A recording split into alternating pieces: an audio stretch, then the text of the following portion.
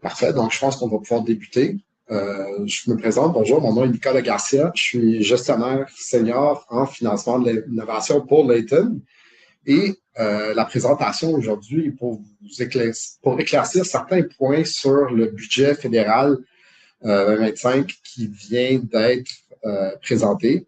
Donc, on va couvrir certains points sur la RSCDE, d'autres crédits d'impôt et d'autres mécanismes qui ont été présentés dans ce budget. Donc, la présentation va constituer de 8 sections.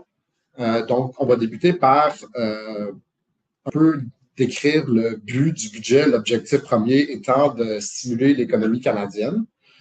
Donc, on va parler un peu ensuite de l'aperçu de la législation et de la politique en matière de RSCDE, plus un genre de rappel sur les règles de RSCDE pour mettre en contexte certains des changements qui ont été proposés dans ce nouveau budget-là. Ensuite, on va faire un résumé des changements au programme RSCDE qui avait été proposé lors du dernier budget de 2024. Ensuite, on va parler des nouveaux changements qui ont été proposés dans le budget 2025, spécifiquement pour la RSCDE. Ensuite, on va parler des crédits d'impôt d'économie propre, donc le Clean Tech, où il y a aussi eu des changements proposés. Et là aussi, on va mentionner les programmes de base et des nouvelles mesures qui ont été proposées. Ensuite, on va parler de certaines mesures reliées à la protection de la propriété intellectuelle au Canada. Ensuite, on va parler d'une déduction exceptionnelle pour la productivité, donc d'autres mesures fiscales liées à l'amortissement de biens qui ont aussi fait partie de ces propositions-là. Finalement, on va avoir une session questions-réponses. Donc, on vous demanderait, si vous avez des questions, de les garder pour la fin de la présentation. Et donc, il y aura un certain temps alloué pour ça.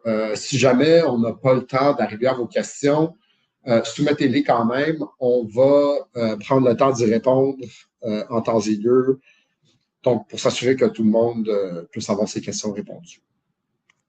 Donc, tel que mentionné, le but du budget était de stimuler l'économie canadienne. Donc, vraiment, la mission principale du gouvernement, c'est de donner aux Canadiens les moyens d'agir en renforçant la puissance économique du Canada. Donc, un peu de contexte par rapport à ça. Selon une enquête de la Banque du Canada, au niveau des perspectives économiques du pays, plus de 60% des entreprises vivent l'incertitude autour de leur situation financière, économique et politique. Et c'est vraiment une préoccupation qui est urgente pour le pays.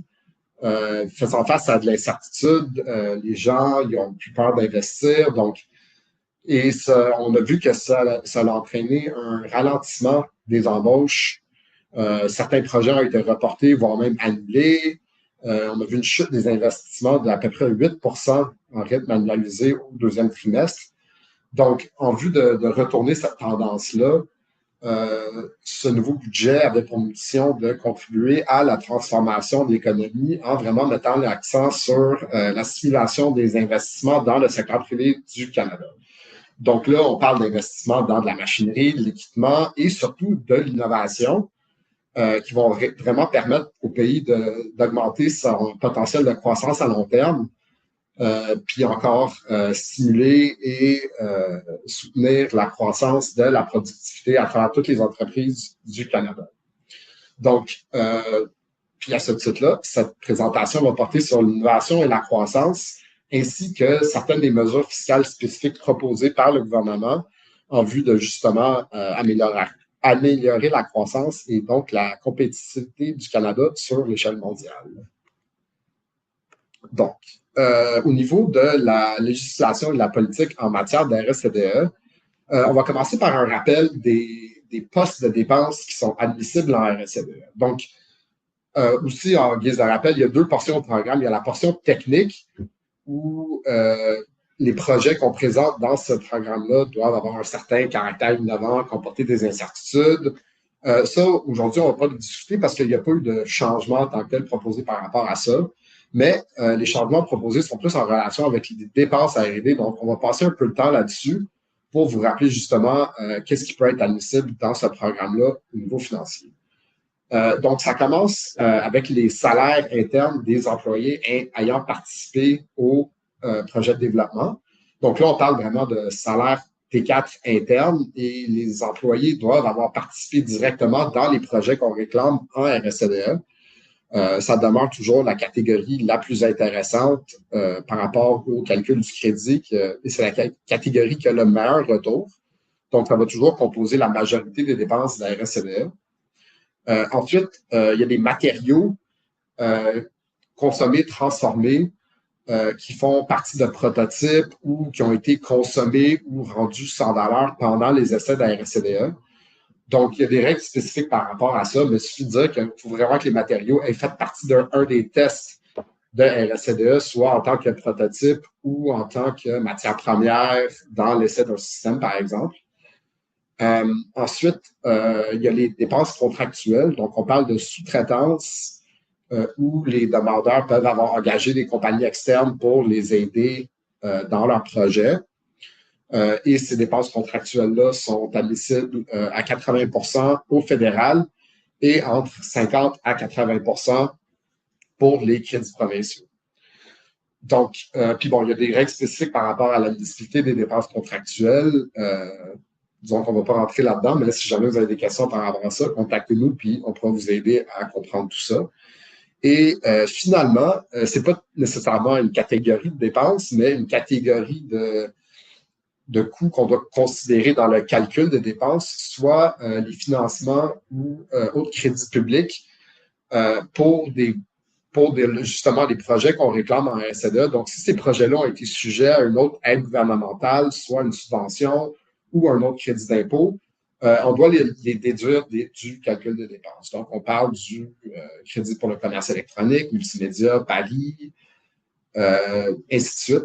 Donc, puis bon, ça, c'est un autre aspect où il y a des règles spécifiques, mais si vous avez des questions, n'hésitez pas à nous contacter, on pourra démystifier tout ça.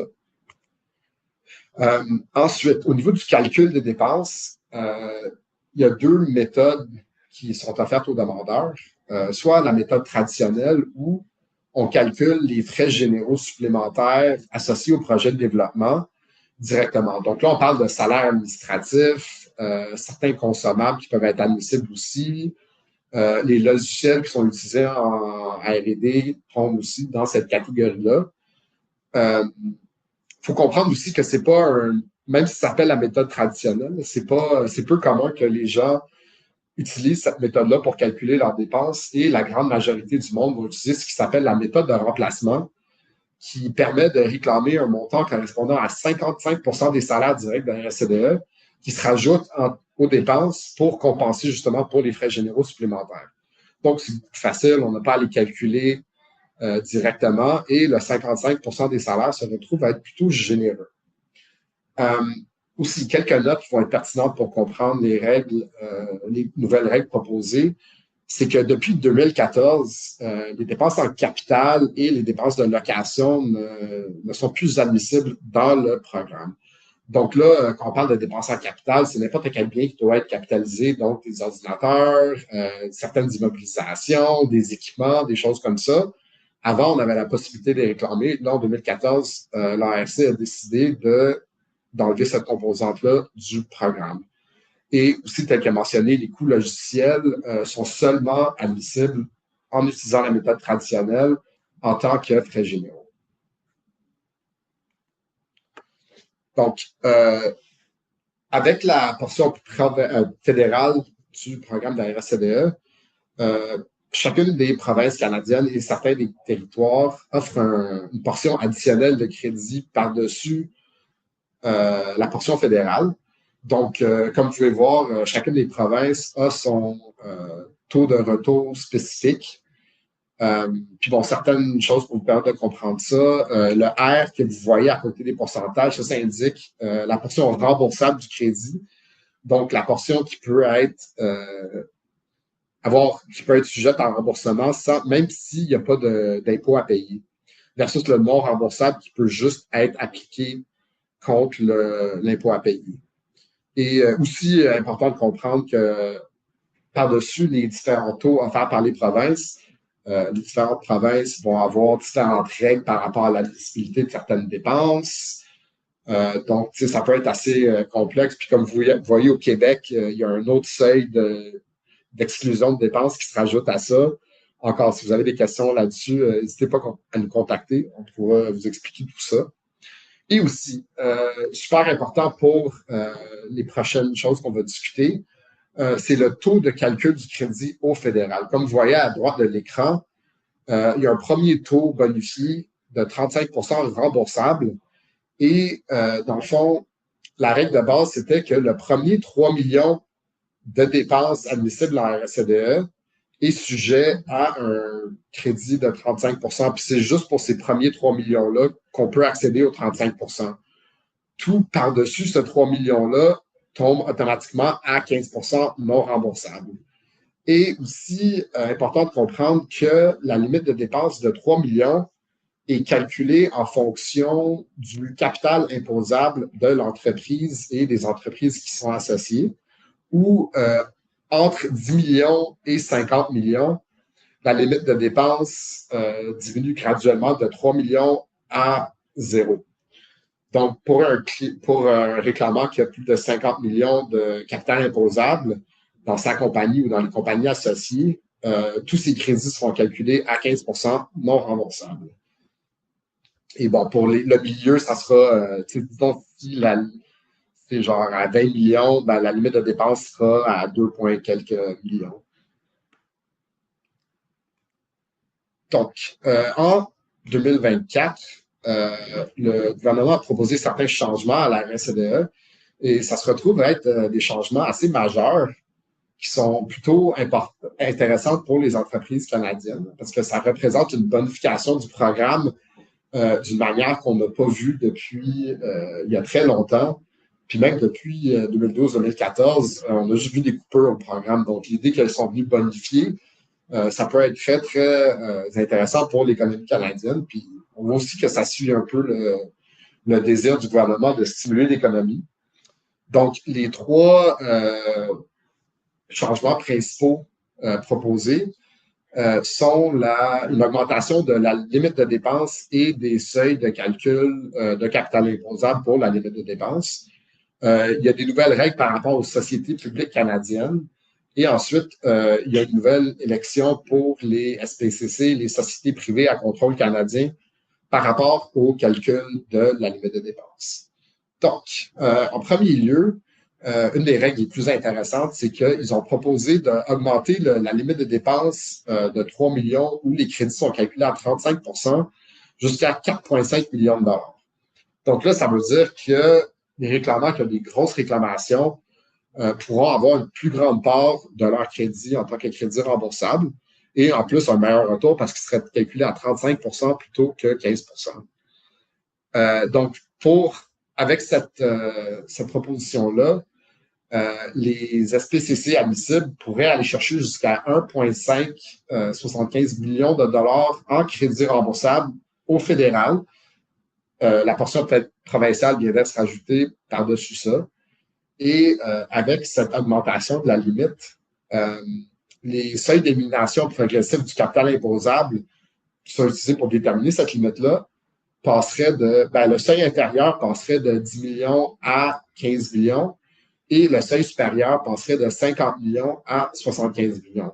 Donc, l'implication de ça, c'est que des sociétés qui voyaient leur crédit être calculé automatiquement à 15 non remboursable parce que leur capital imposable était en haut de 50 millions, pourraient voir leur crédit être calculé à 35 pourvu que, justement, le total de capital se retrouve en bas du 75 millions.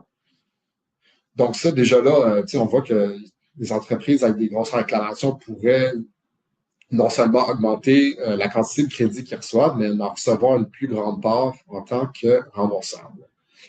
Ensuite, pour les sociétés publiques canadiennes, dans les règles précédentes, les sociétés publiques tombaient automatiquement à 15 non remboursables, peu importe leur capital.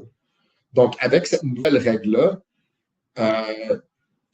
ils permettraient aux entreprises publiques qui se qualifient de profiter du crédit d'impôt remboursable à 35 et pour se qualifier, ces sociétés publiques-là doivent être résidentes du Canada, posséder une catégorie d'actions cotées sur une bourse désignée.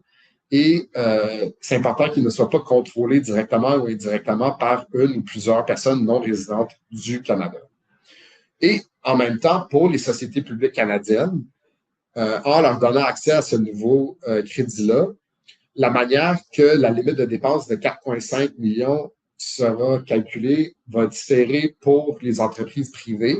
Donc, où les entreprises privées, ils utilisaient le capital imposable.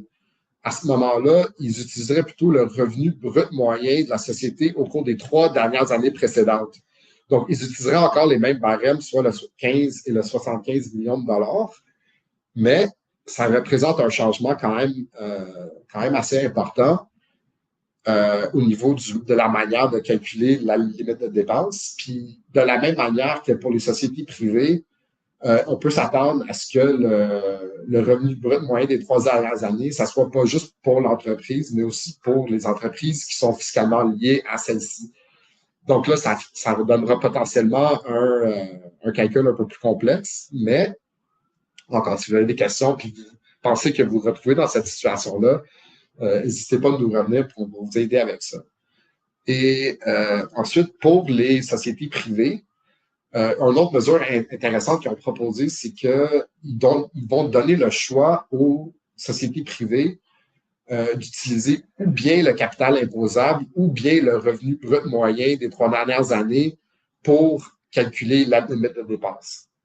Puis bon, ça, c'est très intéressant. Disons qu'une compagnie a beaucoup de capital, mais que leur revenu se situe encore en bas du seuil.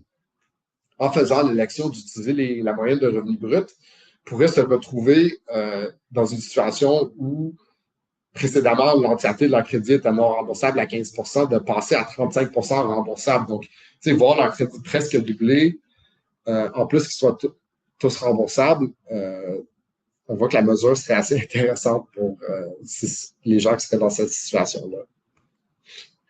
Bon, ensuite, avec le nouveau budget qui vient d'être proposé, il y a eu des mises à jour par rapport à ces règles-là. Et encore, ils sont venus bonifier davantage tout ça. Premier point important, c'est que ce budget-là a confirmé la mise en œuvre des améliorations que je viens de mentionner. Donc là, c'est ça, on a une plus grande confiance que ces mesures-là seront implémentées puis qu'elles feront partie de la loi des crédits d'impôt RSCDE. Et ensuite, un des changements majeurs qu'on a proposé, c'est d'augmenter davantage la limite de dépenses auto-bonifiée de 4,5 à 6 millions de dollars. Et ça s'appliquerait pour toutes les années qui débutent après le 16 décembre 2024 et après. Donc, ça, toutes les compagnies qui ont des fins d'année fiscales au 31 décembre 2025 pourraient appliquer ces règles-là potentiellement. Là. Puis bon, là, on est presque plein dedans. Là. Eux, ils vont commencer à préparer leur réclamation en janvier. Donc, ça sera le moment de commencer à y penser si vous êtes dans une situation avec une compagnie avec beaucoup de capital, une compagnie publique. Donc, si vous êtes intéressé de voir quel impact ça pourrait avoir spécifiquement sur votre réclamation, vous pouvez nous contacter puis on pourra faire des simulations pour essayer de vous faire comprendre comment vous pourriez en tirer avantage. Ensuite, au niveau des dépenses en capital, comme j'avais mentionné précédemment, les dépenses en capital avaient été exclues des réclamations en 2014. Là, en 2025, ils proposent de rétablir l'admissibilité des dépenses en capital reliées à la RSCDE. On va passer un peu plus de temps avec ça pour expliquer un peu plus ce que ça veut dire, mais ça pourrait être quelque chose de majeur aussi pour les gens qui font de la RSCDE, qui font des dépenses, qui investissent dans les dépenses en capital pour leur projet de développement. Ensuite aussi, ils ont proposé certaines réformes administratives pour la manière que Revenu Canada gère le programme. Le but étant de rendre ça un peu plus facile pour les entreprises réclamantes de pouvoir profiter de la RSCDE. Donc, puis bon, ça, c'est pas un secret. Il y a beaucoup de gens qui ont déjà réclamé de la RSCDE qui connaissent, disons, la lourdeur administrative qui peut être associée à la préparation de ces réclamations-là et même à la défense de ces réclamations-là dans le cas d'un outil par Revenu Canada. Donc, l'idée, c'est de rendre ça un peu plus facile, potentiellement d'accélérer le processus aussi. Encore, basé sur l'idée que le fait d'accorder plus de ces crédits-là aidera à stimuler l'économie. Donc, par rapport aux dépenses en capital spécifiquement, il y a deux composantes qu'il faut comprendre. Puis bon, ça, c'est vrai pour toutes les dépenses de RSCDE où il y a la composante déduction du revenu et du crédit d'impôt lui-même pour la RSCDE. Mais là, c'est des règles spécifiques par rapport aux dépenses en capital pour ces deux composantes-là. Puis par rapport aux dépenses en capital, l'information que nous, on a entre les mains, c'est que les règles sont globalement les mêmes que celles qui existaient avant 2014. C'est sûr qu'ils n'ont pas nécessairement présenté de l'information concrète sur quel genre de dépenses en capital seront éligibles. Mais, par exemple, quelque chose qui est assez évident, ça serait les équipements qui sont utilisés en RSCDE. Et pour ceci, si on suit justement les règles qui existaient avant 2014, il y a la fameuse règle du 90 soit le tout ou presque tout, qui implique qu'un bien qui est utilisé au moins à 90 pour des activités admissibles en RSCDE pourrait être réclamé en tant que dépense en capital. Donc, disons que vous achetez une centrifuge que vous utilisez dans vos projets de développement admissible en RSCDE et que vous l'utilisez à plus que 90 pour ces projets-là, vous pourriez l'inclure dans votre réclamation. Ce qui est super intéressant parce qu'avant, les équipements étaient comme spécifiquement exclus, même en tant que frais généraux. Et ces modifications-là s'appliqueraient aux biens qui seraient acquis à compter de la date de la déclaration économique de l'automne 2024 et aussi pour les coûts de location, des montants qui deviendront exigibles à compter de la date de la déclaration de l'automne 2024. Donc, au niveau de la déduction sur le revenu, pardon, important de comprendre que les dépenses en capital au fin d'une déduction immédiate dans le cadre du programme de la RSCDE, c'est les dépenses qui se sont engagées pour acquérir des biens amortissables neufs ou d'occasion que le demandeur a l'intention soit d'utiliser la totalité ou la quasi-totalité, donc le 90 et plus, pendant la durée de vie utile prévue pour réaliser des activités de RSCDE au Canada ou de consommer la totalité ou la quasi-totalité de la valeur de ce bien-là.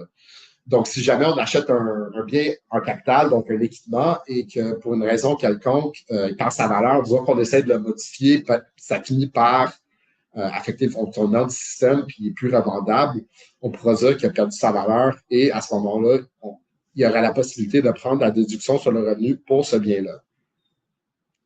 Et ces biens-là, ils seraient passibles de déduction dès qu'ils seraient prêts à utiliser. Et ces dépenses-là pourraient être entièrement déduites au fier du calcul du revenu imposable de l'année où le bien admissible est prêt à être utilisé ou reporté dans la mesure où elles ne seront pas déduites en cours de l'année d'imposition. Donc là, ça suit un peu les mêmes règles que les autres déductions sur le revenu, mais avec la particularité que là, il y a la possibilité d'amortir ces biens-là, donc de prendre le coût de ces biens-là dans l'année de figure plutôt que les amortir sur plusieurs années. Au niveau du calcul du crédit, les règles diffèrent un peu. Une des grosses différences, c'est que si le bien en question n'est pas neuf, donc s'il est utilisé quand le demandeur l'acquiert, il ne serait pas admissible au crédit. Ou encore, s'il ne satisfait pas aux critères du tout ou presque tout, on ne pourra pas le réclamer. Dans le passé, on avait le droit de réclamer au prorata certaines dépenses en capital ou en équipement. Donc, disons, si on l'utilisait à 50 pour la R&D, l'ARC permettait de réclamer 50 du coût du bien. Là, on voit que cette règle-là ne sera peut-être plus appliquée, mais encore, on attend peut-être des clarifications du gouvernement pour ça. Donc, certaines règles pourraient rester à être définies. Et aussi, au niveau du calcul du crédit pour ces dépenses en capital-là, c'est assez particulier. Donc, pour le reste des dépenses, si on se trouve dans la bonne catégorie, 100 de la dépense peut donner lieu à un crédit remboursable. Pour les dépenses en capital, on voit que le remboursement est partiel et monte seulement à 40 des crédits associés à ce bien-là qui seraient remboursables. Et bon, avec ça, il faut aussi comprendre que quand on a un crédit remboursable, ça se rajoute au calcul de la limite de dépense. Donc, ça peut faire un calcul assez complexe pour voir le retour de la réclamation quand on réclame des dépenses en capital. Mais encore là, si vous avez des questions, je suis toujours là pour y répondre. Donc, ensuite, pour les réformes administratives proposées, un des nouveaux mécanismes que l'ARC veut mettre en place pour justement, disons, faciliter le processus, c'est un nouveau programme d'approbation préalable facultative. Donc, l'idée, ça serait qu'une compagnie qui veut savoir si son projet serait éligible pourrait demander à l'ARC de faire une certaine approbation technique préalable de leur projet de la RSCDE. Donc, ça, c'est important de comprendre que ce n'est pas une garantie que la réclamation sera acceptée. C'est juste que l'ARC vous donne une certaine idée de la perception de votre projet, s'il pense qu'il est admissible ou pas. Aussi important de comprendre que ces décisions-là ne sont pas nécessairement contraignantes. Donc là, encore là, si jamais vous avez cette préapprobation-là, ça ne veut pas dire que votre réclamation sera automatiquement acceptée. Elle pourra être vérifiée, certainement. Elle pourrait être acceptée telle que soumise aussi, mais une chose importante, c'est que si jamais vous engagez ce processus-là et vous demandez une préapprobation, le processus d'examen sera écourté, les délais du processus seront écoutés de 180 à 90 jours. Donc, ça, c'est un des gros problèmes avec les audits de Revenu Canada. Ça peut prendre très, très, très longtemps à se compléter.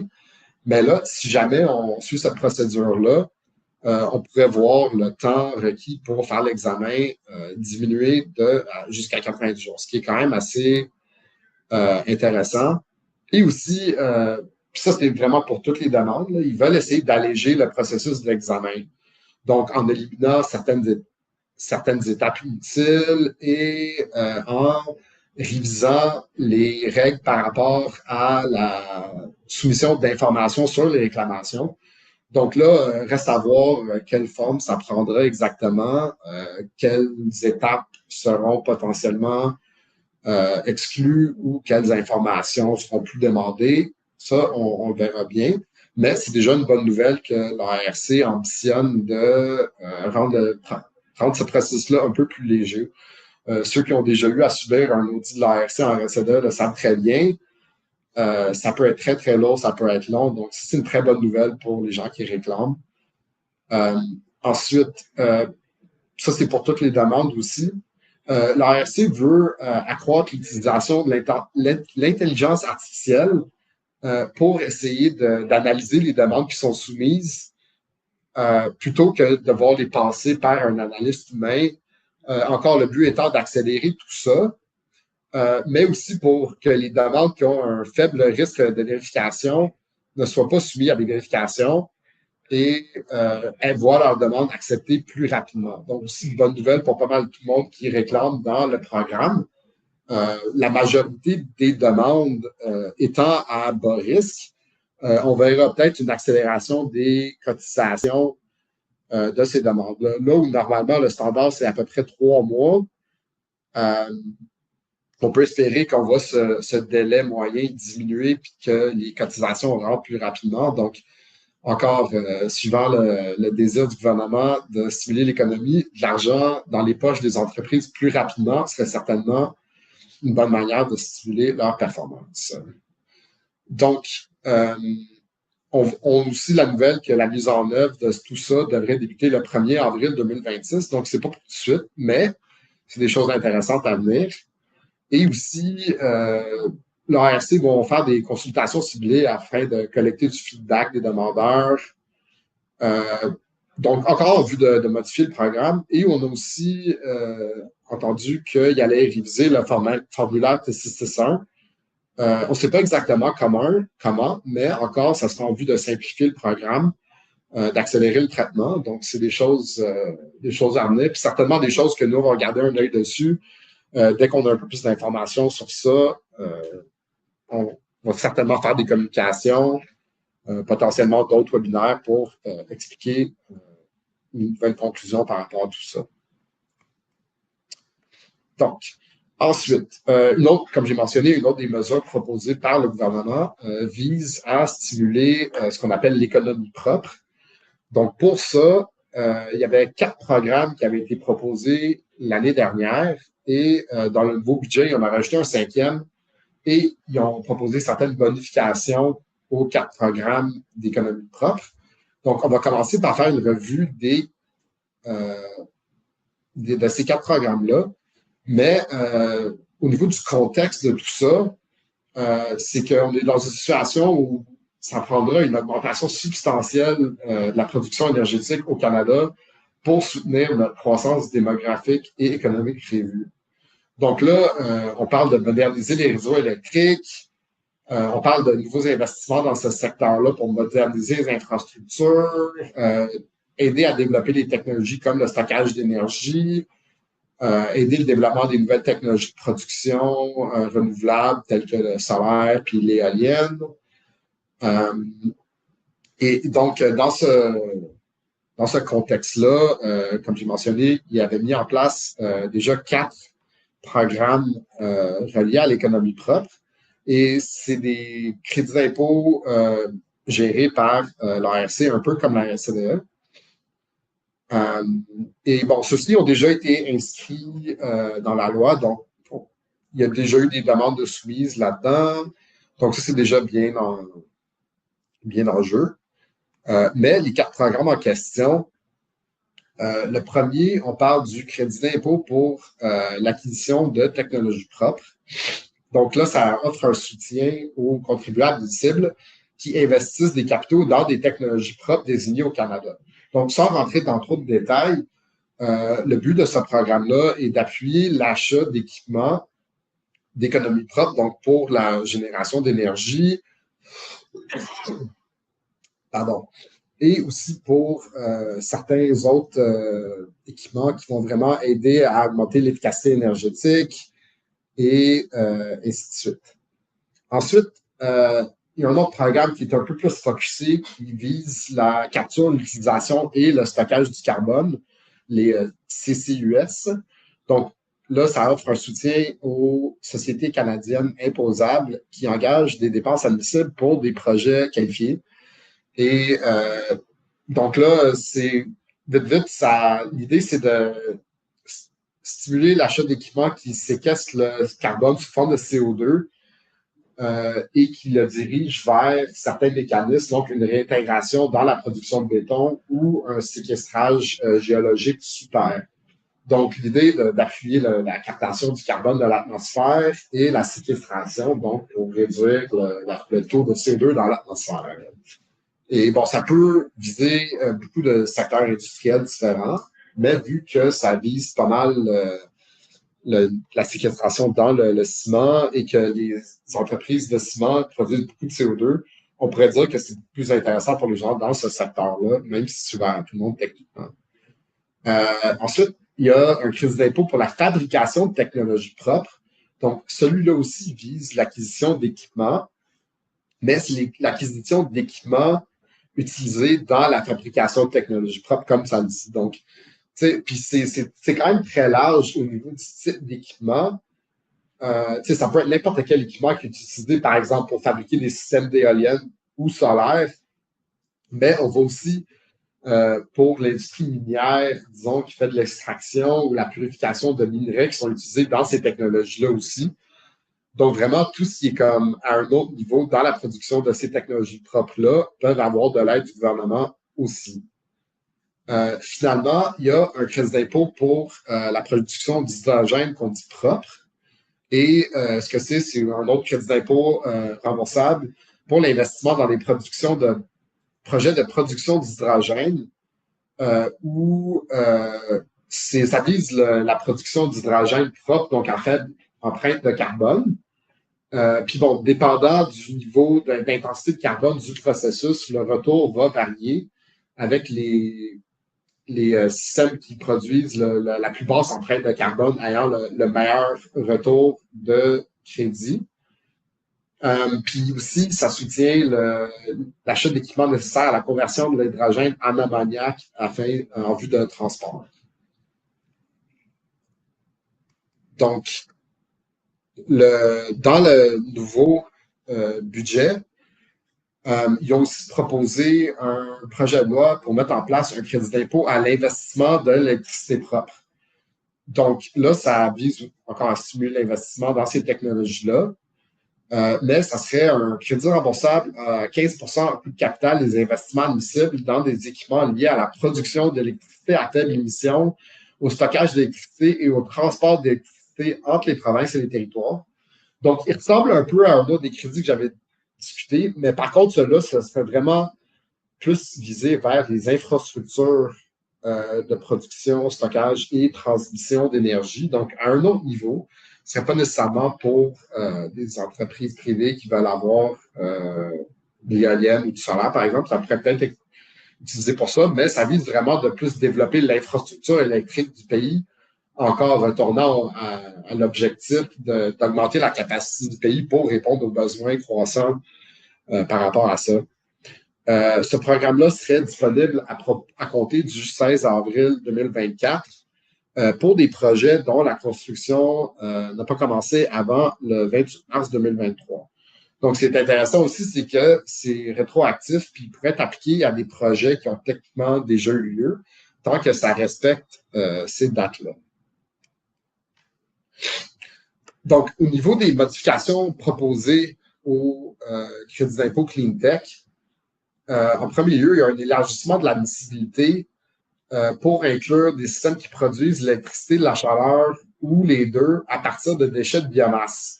Donc ça, avant, dans la première version du programme, disons, pour l'acquisition de technologies propres, ça ne faisait pas partie, mais ils sont venus élargir ça et ils ont aussi modifié les critères d'admissibilité pour les petites installations nucléaires qui faisaient déjà partie du programme, mais là, ils ont élargi un peu les critères par rapport à ce type de système-là. Et ces mesures seraient applicables rétroactivement à partir du 21 novembre 2023 et du 28 mars 2023, respectivement. Donc, aussi au niveau de l'élargissement de l'admissibilité, pour les crédits d'impôt à l'investissement pour la fabrication de technologies propres, ils sont venus élargir les règles par rapport au projet d'exploitation minière polymétallique. Donc là encore, on voit un élargissement des règles, l'objectif étant de permettre à un plus grand étal d'entreprises et de projets de se qualifier à ces crédits d'impôt-là. Et ça s'appliquerait rétroactivement à compter du 1er janvier 2024. Ensuite, pour le crédit d'impôt hydrogène propre, il viendrait élargir de l'admissibilité afin d'inclure l'hydrogène produit à partir de la pyrolyse du méthane. Donc, où avant, c'était plus des systèmes d'électrolyse à partir de l'eau qui étaient admissibles. Là, ils sont devenus intégrer un autre type de procédé qui pourrait se qualifier pour ça. Et ça serait disponible pour les projets à partir du 16 décembre 2024. Donc, puis aussi, pour le crédit CCUS pour la captation du carbone, il viendrait prolonger de 5 ans la disponibilité du taux de crédit intégral qui s'appliquerait de 2031 à 2035, avec les taux de 2036 à 2040 restant inchangés. Et pour ça, c'est important de comprendre que dans la majorité de ces programmes-là, les taux de crédit diminuent à travers les années. Donc, le taux intégral qui est dans les premières années du programme se verrait diminuer à travers le temps. Par contre, pour cela, ils sont venus le fixer au taux maximal jusqu'à 2035. Donc, c'est une bonne nouvelle pour les gens qui veulent profiter de ce crédit-là. Ils pourront avoir un plus gros retour sur leurs dépenses pendant un plus gros laps de temps. Donc, pour la fabrication de technologies propres, ils sont venus aussi élargir la liste des minéraux essentiels qui sont justement utilisés dans la fabrication de technologies propres. Donc là, à la liste, on vient se rajouter l'antimoine, l'indium, le gallium, le germanium et le scandium. Donc, ces matériaux-là sont utilisés dans beaucoup de choses-là, notamment dans la fabrication de panneaux solaires. Mais ça viendrait soutenir les investissements dans l'extraction, le traitement et le recyclage des minéraux essentiels coproduits et sous-produits. Donc, encore de stimuler de donner un crédit pour stimuler la production de ces matériaux-là, que ce soit à travers l'extraction minière ou le recyclage, justement. Donc, d'augmenter la quantité disponible, ce qui devrait augmenter l'offre de système, par exemple, le système solaire. Donc, potentiellement diminuant le prix. Donc, ça vise un peu ça. Donc, ensuite, il y a eu dans le nouveau budget, il y a eu des mesures proposées pour essayer de protéger la propriété intellectuelle canadienne. Donc, ça, ils ont proposé 2 mesures, dans le fond. Ils veulent donner 84 millions de dollars sur 4 ans, à compter de 2026-2027, à Innovation, Sciences et Développement économique Canada pour prolonger le programme Elevate IP qui existe déjà, ainsi qu'un autre 22,5 millions de dollars sur 3 ans pour améliorer le soutien accordé au collectif de brevets du Innovation Asset Collective. Donc, ça, c'est vraiment des fonds pour les organismes et les programmes qui viennent aider les entreprises canadiennes à accéder à des mécanismes de propriété intellectuelle, parce que, bon, comme tout le monde sait, ça peut être assez coûteux, mais le fait de leur permettre d'accéder à ça, ça aurait des retombées assez intéressantes pour le pays.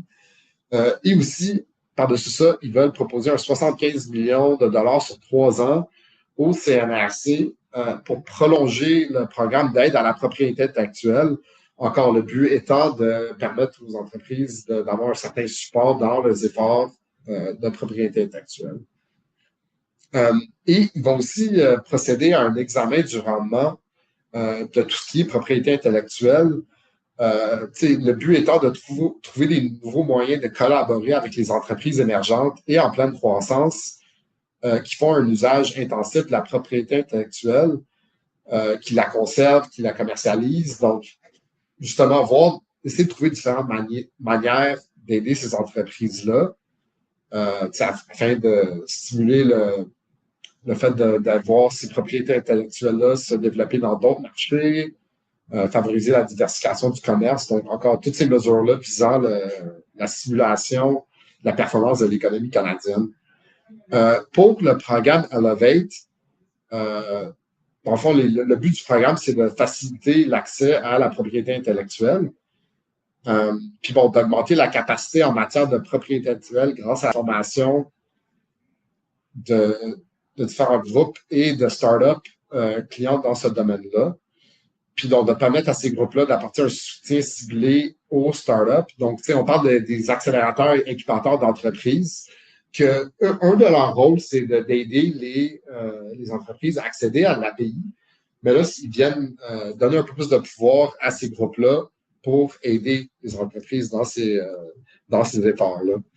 Et pour l'assistance IP, le but, c'est d'aider les PME à mieux connaître la propriété intellectuelle, donc vraiment comme faire des efforts pour éduquer les gens par rapport à ça, pour ensuite potentiellement les amener à élaborer une stratégie en matière de pays, donc de voir si ça peut être intéressant pour eux de commencer à initier des procédures et si oui, comment le faire, donc d'établir un plan de match pour ça et ensuite de l'aide pour vraiment mettre en œuvre ces stratégies-là pour accéder à de la propriété intellectuelle. Donc, encore, ça suit tout le but de s'assurer qu'il y ait plus d'entreprises canadiennes qui créent de la propriété intellectuelle enregistrée, puis qui la commercialisent. Encore, on devrait avoir des retombées dans l'économie pour tout ça. Et il y a aussi des liens en bas de page pour plus de détails sur ces programmes-là, parce que ça, c'est une vision assez sommaire de tout ça, mais si vous êtes intéressé, vous pouvez aller au lien là pour avoir un peu plus de détails là-dessus. Bon, ensuite, une des mesures proposées dans le nouveau budget, c'est une déduction exceptionnelle pour la productivité, spécifiquement reliée à l'amortissement, mais encore le but de stimuler la croissance et la compétitivité mondiale du Canada. Puis là, il y a 3 différents incitatifs fiscaux qui ont été proposés. Donc là, en premier lieu, il y a l'incitation à l'investissement accéléré et dépenses immédiates. Ensuite, il y a des dépenses immédiates pour la fabrication et la transformation des bâtiments et dépenses accélérées pour l'installation de gaz naturel liquéfié à faible émission de carbone. Ensuite, il y a un avantage fiscal pour les entreprises. Donc, le premier mécanisme, dans le fond, le but, c'est d'amortir plus rapidement le coût de l'investissement de dépenses en capital amortissable.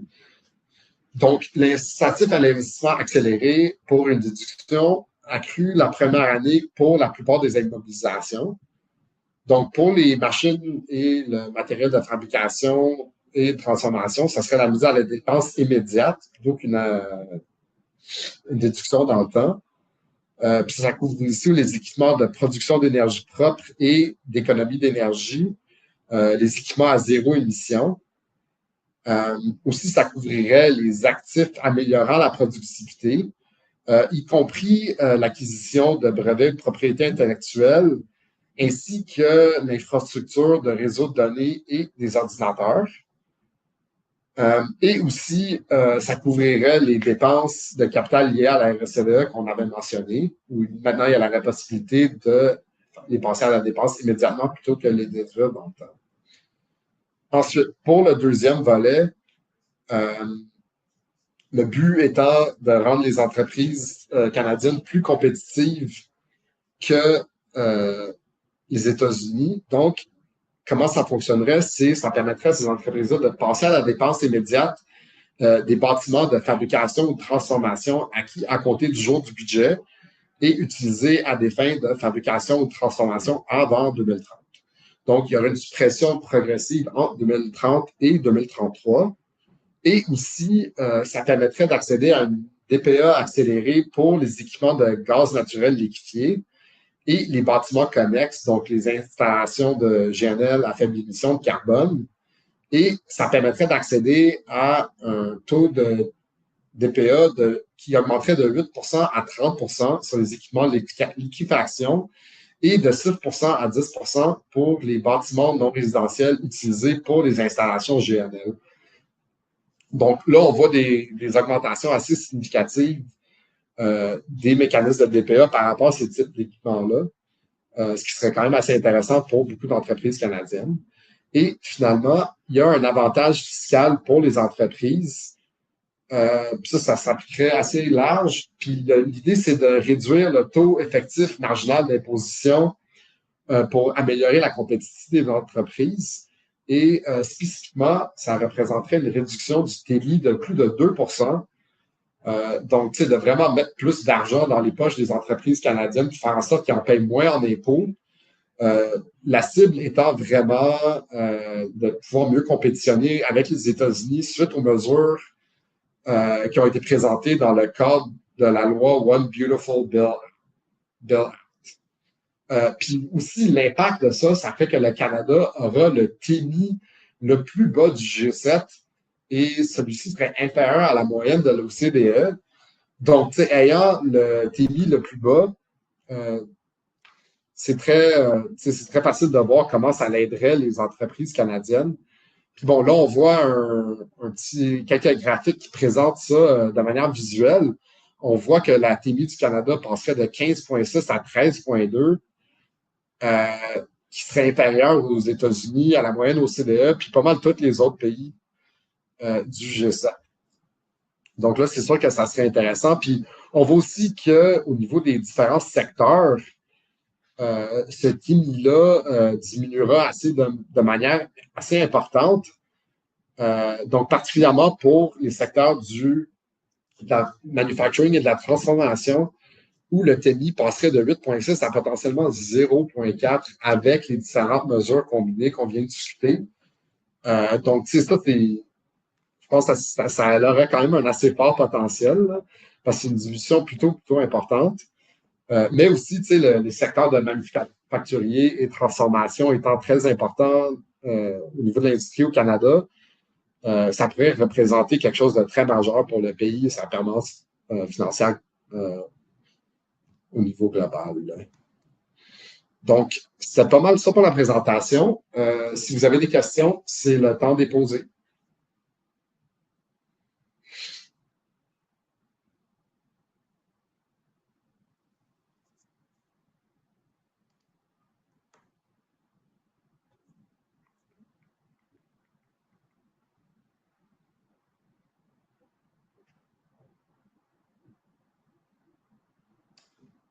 C'est bon, je ne vois pas de questions encore. J'imagine que ça veut dire que la présentation était très claire et que toutes les informations que vous cherchiez s'y retrouvaient.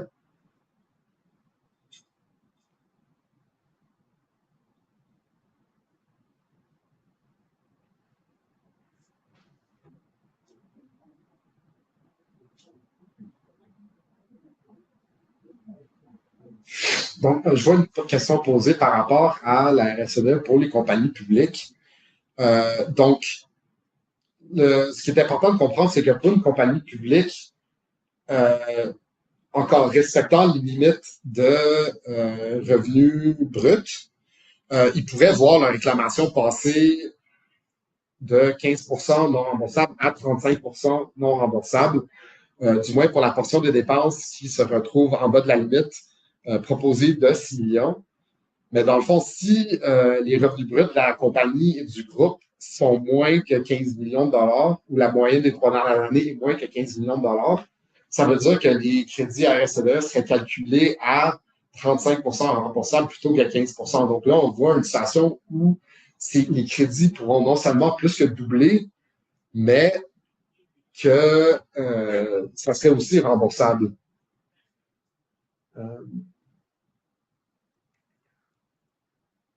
Donc, j'espère que c'était clair. Si jamais vous avez besoin de plus de clarification, laissez-nous savoir, puis on pourra connecter avec vous par la suite pour expliquer ça un peu plus en détail. Quelqu'un demande si la présentation sera disponible. J'imagine que oui. Peut-être juste nous contacter, puis on pourra la rendre disponible. Je vois une question intéressante qui dit que quelles sont les chances que ces annonces ne se concrétisent pas? A priori, on a un assez bon niveau de confiance que ça va être mis en place. Par contre, c'est sûr que oui, il existe la possibilité que ces règles-là ne se rendent pas en loi. Là, ça sera plus au niveau d'un renversement du gouvernement que ça arrivera. Si les libéraux restent au pouvoir, sensiblement, on pourrait dire que ces mesures-là vont être implémentées ou peut-être pourrait voir l'implémentation modifiée un peu par rapport à ce qui a été proposé, mais a priori, on a quand même un bon niveau de confiance que ça va rentrer en loi, tout ça.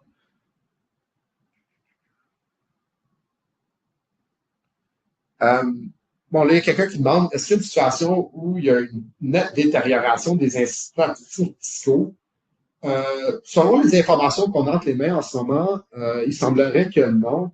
Et pas mal tout ce qui a été proposé verrait, ça serait une bonification des crédits d'impôt pour certains règlements. Bon, pour beaucoup de monde, il n'y aura aucun changement, ou ça sera le statu quo, disons. Par contre, il n'y a pas de situation où ça représenterait une déduction, une dégradation d'un crédit en RSE ou dans un autre programme. Donc, c'est assez intéressant à ce niveau-là. Comme j'avais mentionné plus tôt dans la présentation, ça fait quand même assez longtemps qu'on voit juste des coupures en RSE. Là, ils ont commencé à rebonifier, ce qui est une très bonne nouvelle, parce que c'est un programme super important au Canada. Ça attire les investissements pour des compagnies qui veulent faire de la R&D ici, justement à cause des retours qu'ils peuvent obtenir. Donc, l'idée de bonifier le programme, ça attirait encore plus d'investissements au Canada. Donc, je pense que c'est des assez bonnes mesures à ce niveau-là, où au pire, c'est statu quo, mais pour beaucoup de monde, ça représenterait une augmentation assez importante dans la quantité de crédit que ces gens-là pourraient accéder.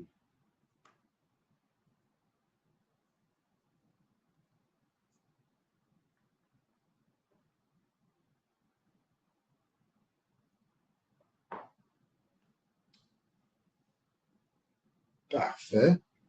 Donc, je ne vois pas d'autres questions rentrées. Si jamais vous en avez encore. Ah, OK. Parfait. Là, on voit une question qui. Est-ce qu'on voit des mesures pour essayer à mettre de l'avant les technologies d'intelligence artificielle? Bon, pas spécifiquement dans le budget fédéral. Par contre, c'est sûr que si vous réclamez de la RSED pour le développement de technologies d'intelligence artificielle, vous pourrez profiter des nouvelles règles de la RSED pour stimuler ce développement-là.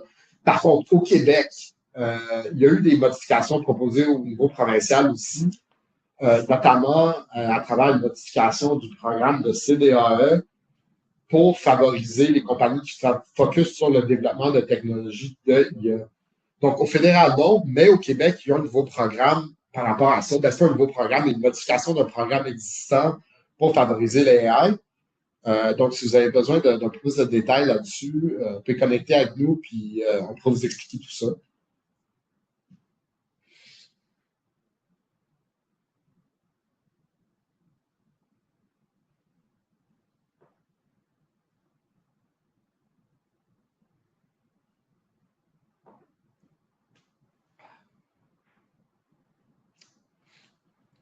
Donc, merci beaucoup à tous les participants de m'avoir accordé votre attention. J'espère que la session a été informative et que là, vous comprenez un peu mieux les nouvelles mesures proposées dans le budget fédéral. Par contre, si vous avez encore des questions, n'hésitez pas à me contacter directement. Mes coordonnées sont dans la présentation. Lâchez-moi un coup de téléphone, envoyez-moi un courriel. Je me ferai un plaisir de répondre à vos questions. On pourra organiser une rencontre pour regarder ça un peu plus en détail. Comme j'ai mentionné, on pourrait faire une simulation même de voir, pour vous aider à comprendre l'impact que cela aura sur votre réclamation de RSCDE. Donc, merci beaucoup pour votre temps aujourd'hui. Très apprécié et passez une belle journée.